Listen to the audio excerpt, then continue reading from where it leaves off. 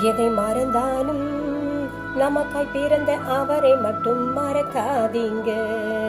எதை மறந்தாலும் இயேசு நமக்காய் பிறந்தார், அவரை மட்டும் மறக்காதீங்க.